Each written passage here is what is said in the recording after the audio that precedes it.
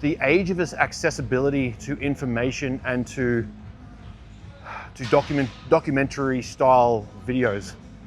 The average newbie that is prepping for the first time, second time, early in their career, has access to the daily life of pros who prep, have been training and competing for 20 plus years, who have their life dialed in, who have every factor under control, that are taking ample amounts of drugs, training the house down, have their body figured out, might only need a 12, 15 week prep. And then they're correlating that to what they should be doing and thinking that if a coach is doing longer than 15 weeks, they're trying to take money. We're setting short-term gratification as the priority of a prep career, thinking that the immediate prep is the only goal, and which it should be a focus point. But we're prioritizing that as the only goal, implying that the long term of the client's career isn't also part of the equation, the conversation.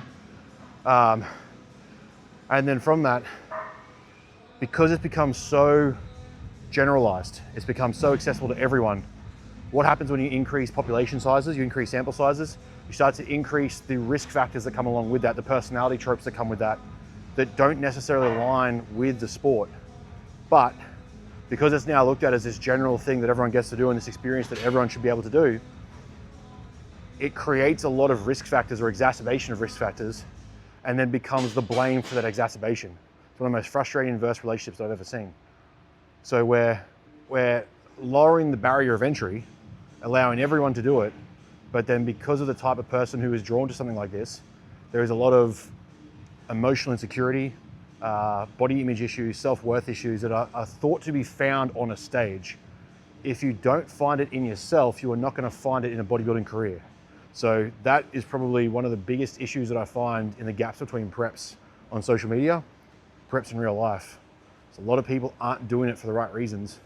They're doing it for what they think the prep will give them in the end, not what the prep gives them across their life and their career, and something to work towards over a long period of time. I didn't get pro my first year, therefore, it sucks, the sport's bad. I've got now a negative relationship with food. I didn't develop my life properly to get on stage. Likelihood is you probably shouldn't have competed in the first place. So I know a lot of people don't want to say that, and it should be open to everyone, and it's gatekeeping bodybuilding. You know what?